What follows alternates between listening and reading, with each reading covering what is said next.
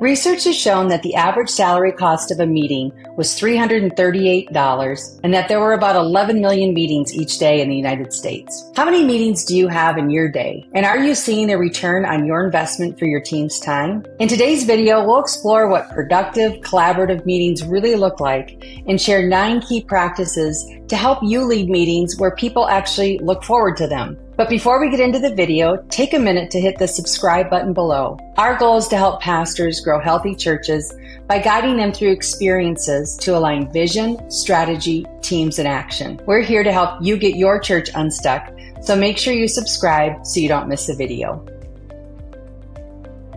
Professionals lose about 31 hours a month in unproductive meetings. And the answer to get more out of these meetings isn't more collaboration. It's actually more clarity. More clarity means we have to have the right people in the right roles, and we have to build clear systems to help us build and maintain traction. After all, we can't expect a high level of engagement or input and team collaboration if the team isn't already clear on where we're headed and how we're winning and the specific action steps that we need to take to get it moving forward. So clarity and collaboration begins with us as leaders having and communicating big picture clarity. When your team is clear on the big picture direction and wins and puts these principles into practice in their meetings, people actually like meetings because they help us clarify our work and move things forward. They turn then into a worthy investment of our time rather than an energy drain. And here's how to make that a reality. First, meetings need to start and end on time. If the team is focused on how they're going to adjust their calendar for the rest of the day because of a long meeting,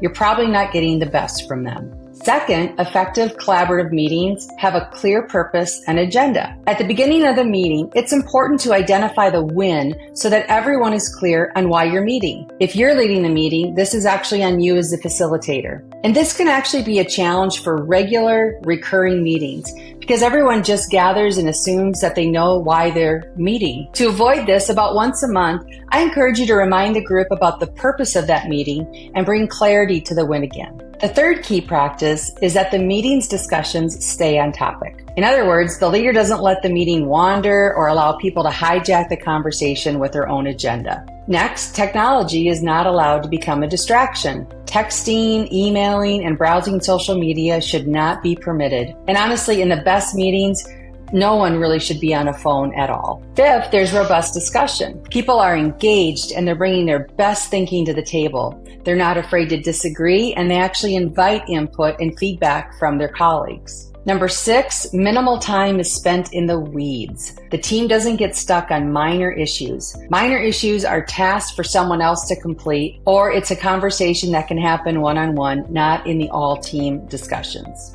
Next, the team demonstrates effective communication skills. In other words, no one talks over one another or is passive-aggressive. Rather, the team demonstrates good listening and healthy conflict resolution. Number 8, there are clear decisions and next steps. The leader leaves an appropriate amount of time at the end of the meeting to clarify the decisions that were made, and they need to be clear on who owns the next steps. And lastly, a plan is created to communicate any decisions that were made. This plan should address what decisions did we make, how will we cascade that information, who will actually do that cascading, and by when. Leading more effective meetings may require more work and intentionality from you on the front end, but just think about how your ministry impact would grow if the whole team was pulling in the same direction. Having productive meetings with clear alignment around next steps might just be the key you're missing. Well, thanks for tuning in to today's video. If you found it helpful and would like to see more like this in the future, make sure to hit the subscribe button below